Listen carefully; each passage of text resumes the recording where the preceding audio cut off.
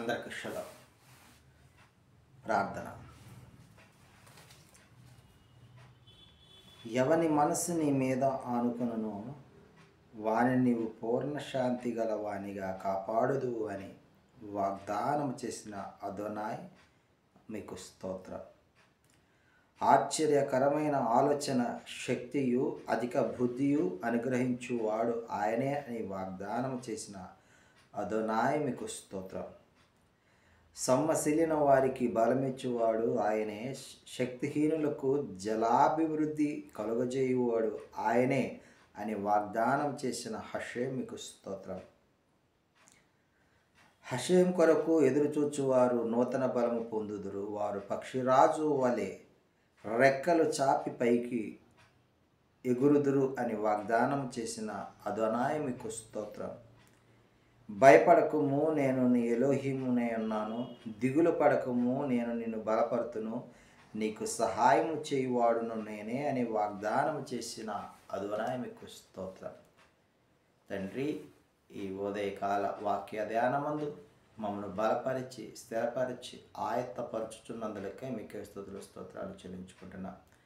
తగు రీతిగా మాతో మాట్లాడి మా తప్పులను సరిచేసి సరైన మార్గంలో నడిపించమని ఈ మా మనవులను మా రక్షకుడి మోచకుడైన నజరేయుడైన యేసు మెస్సీయ నామమున అడుగు పొందుకుంటున్నాము తండ్రి. ఆమేన్. నిన్నే నా జీవితమునకు ఆధారము చేసుకుంటిని, నిన్నే నా జీవితమునకు ఆధారము చేసుకుంటిని, నీవు లేని జీవితమంతా వ్యర్థముగా పోవునయ్యా. ఎల్ షదాయ్ ఆరాధన, ఎలోహిం ఆరాధన, అదోనాయ్ ఆరాధన, యేషువా ఆరాధన, ఎల్ షదాయ్ ఆరాధన, ఎలోహిం ఆరాధన, అదోనాయ్ ఆరాధన, యేషువా ఆరాధన.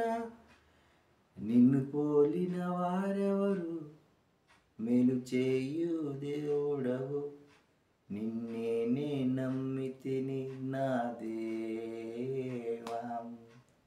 నిన్ను పోలిన వారెవరు, మేలు చేయు దేవుడవు, నిన్నే నమ్మితిని నా దేవా. నిన్నే నా జీవితమునకు ఆధారము చేసుకుంటిని, నీవు లేని జీవితమంతా వ్యర్థముగా పోవునయ్యా. ఎల్ షదాయ్ ఆరాధన, ఎలోహిం ఆరాధన, అదోనాయ్ ఆరాధన, యేషువా ఆరాధన, ఎల్ షదాయ్ ఆరాధన, ఎలోహిం ఆరాధన, అదోనాయ్ ఆరాధన, యేషువా ఆరాధన.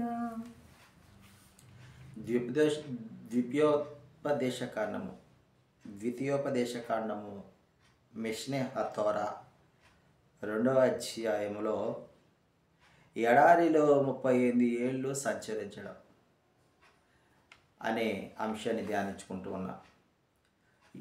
ఎలోహిం వారు చెప్పినట్లు వీరందరూ కూడా మరి ఎర్ర సముద్ర మార్గం వైపు మరలుకొని ప్రయాణిస్తూ షెయీరు మన్యము చుట్టూ తిరిగినట్లుగా హషేం వారు తెలియజేస్తూ ఉన్నాడు. అలా తిరుగుతున్న కాలము ఇక సరిపోతుంది, చాలు, తిరిగి ఉత్తర దిక్కున ఉన్న షెయీరులో కాపరున్నటువంటి ఏషావు సంతతిని దాటి వెళ్ళమని మరి ఎలోహిం వారు ఇజ్రాయేలీలకు చెప్పినప్పుడు వారు ఆ షెయీరు మన్యమును దాటుకుంటూ వెళ్ళేటప్పుడు వారికి కరాఖండిగా చెప్తూ ఉన్నాడు, వారిని బాధింపవద్దు, వారితో మీరు యుద్ధము చేయవద్దు. ఎందుకనంటే షెయీరు మన్యాన్ని నేను ఏశావు సంతతికి నేను స్వాస్థ్యముగా ఇచ్చానని ఎలోహిం వారికి తెలియచేస్తూ ఉన్నాడు. అలాగనే మీరు నీరైతే నీరు వారికి కొనుక్కొని తాగవచ్చు. అన్న ఆహారం ఏవైతేనా కానీ వారి యందు మీరు సమ్మతితో మీరు వాటిని తీసుకొనవచ్చు, కానీ వారితో గొడవ పడవద్దని హషేం వారు ఇజ్రాయేలీలకు తెలియజేసినట్లుగా చూస్తూ ఉన్నాం. అయితే వారు మీకు భయపడుదురు అని కూడా సెలవిస్తూ ఉన్నారు. మరి అలా వెలుచుండగా అరణ్య మార్గమున మోయాబు అరణ్య మార్గమున ఎలోహిం వారు మరి ఒకసారి కనపడి వీరందరూ కూడా ఆ ఏశావు సంతతి అనే షెయీరు మన్యాన్ని దాటి ఎసోన్గెబెరు అరాబా దాటి ప్రయాణమై వెళ్ళిపోయిచుండగా మోయాబు వచ్చిన తర్వాత ఎలోహిం వారు మరి వారికి ప్రత్యక్షమై మోయాబులతోనూ కూడా మీరు యుద్ధము చేయొద్దు, వారిని కూడా పెట్టవద్దు. ఎందుకంటే లోతు సంతానానికి స్వాస్థ్యముగా 6 దేశమును నేను వారికి అనుగ్రహించాను. కాబట్టి మీరు మోయాబులతో కూడా మీరు యుద్ధం చేయడానికి వీలు లేదు అని తెలియచేస్తున్నాడు. ఆ తర్వాత అంతకుముందు ఏమీయులు 6 దేశంలో నివసించేవారు. వారు ఉన్నత దేహులు, బలవంతులు, బహుజనులుగా ఉన్నారు. వారిని మరి ఈ యొక్క మోయాబీయులు మరి వారిని జయించి వారి స్వాస్థ్యాన్ని వీరు మోయాబీయులు మరి తీసుకున్నట్లుగా మనము ఈ అధ్యాయంలో చూస్తూ ఉన్నాం.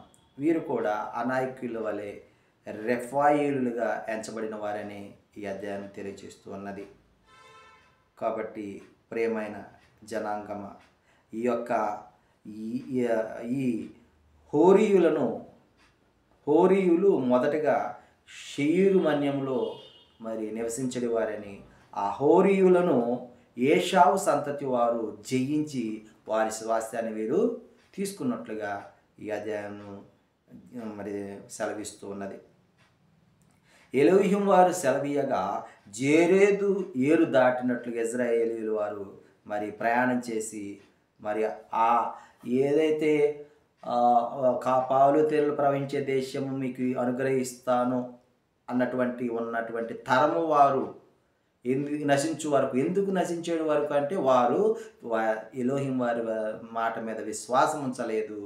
మరి వారు నిబంధనకు విరుద్ధంగా చేసిన వారు, ఎలోహింకి విరోధముగా మరి వారు కొన్ని ఆశలను కోరికలను కలిగి ఉన్నారు. కాబట్టి ఎలోహిం వారిని విసర్జించారు. కాబట్టి వారు నశించు వరకు కూడా ఈ యొక్క అరణ్యములో వారిని తిప్పినట్లుగా సంచారము జరిగించినట్లుగా ఈ అధ్యాయంలో చూస్తూ ఉన్నాం. ప్రియమైన సహోదరులారా, మరి ఈ అధ్యాయం మనకి ఏం తెలుపుతుందంటే ఆయనకి విరోధముగా మనము ఆలోచన చేసిన, ప్రవర్తించిన మనము ఈ సమస్యల సుడిగుండములో మనకు తెలియకుండానే చుట్టూ తిరుగుతామని సెలవిస్తూ ఉన్నది.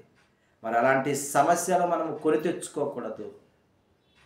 అలా సమస్యల్లో పడకుండా ఉండాలంటే మనము ఎలోహిం వారి మార్గమును వెతుకుతూ ఆయన వాక్యానుసారమైన జీవితాన్ని జీవించిన యెడల మనకు సమాధానమును మరి కలిగి, మన జీవితంలో సమాధానము కలిగి జీవిస్తూ మరి ఆయన యొక్క వాగ్దానములను, కృపను పొందుకుందుమని మరి అధ్యాయం తెలియజేస్తూ ఉన్నది. ఆమేన్.